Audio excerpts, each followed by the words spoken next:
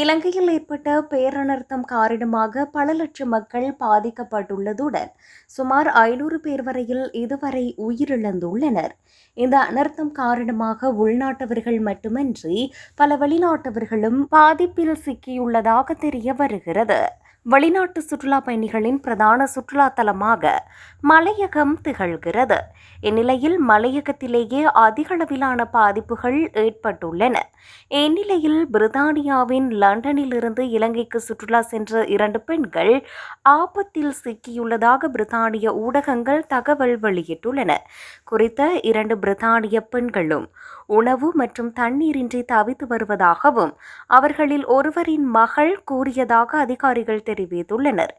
லண்டனைச் சேர்ந்த 54 வயதான Melanie waters மற்றும் அவரது தோழி ஜனைன் ரீட் 55 வயதான இருவரும் வியாழக்கிழமை மத்திய இலங்கையின் கண்டியிலிருந்து மலைகளூடாக அழைத்து செல்லப்பட்டனர்.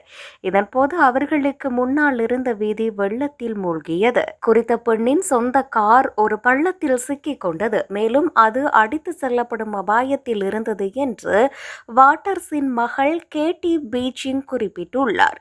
எனினும் மோசமான சூழ்நிலையில் நண்பர்களும் அவர்களது ஓட்டுநரும் இரவு முழுவதும் வாகனத்தில் தங்க வேண்டியிருந்தது. 2 பெண்களும் ஒரு தேயிலை தோட்டத்தில் தங்கியிருந்ததாக பீச்சிங் கூறினார். ஆனால் புசல்லா பகுதிக்குள் மற்றும் வெளியே செல்லும் சாலைகள் செல்ல முடியாத நிலையில் காணப்பட்டதாக கூறப்படுகிறது. இதனால் உணவு, தண்ணீர் மற்றும் எரிபொருள் இன்றி அவர்கள் தவித்து வருவதாக தெரிவிக்கப்பட்டுள்ளது.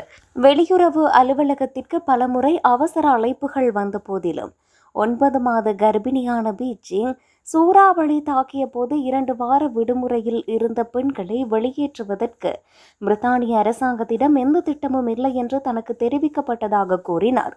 வெளியுறவு அலுவலகத்திற்கு போன் செய்து இது உங்கள் வேலை என்று கூறியதாக பீச்சிங் கூறினார். எனினும் அதற்கு தாம் பொறுப்பு இல்லை என அலுவலக அதிகாரிகள் தெரிவித்துள்ளதாகவும் அவர் மேலும் குறிப்பிட்டுள்ளார்.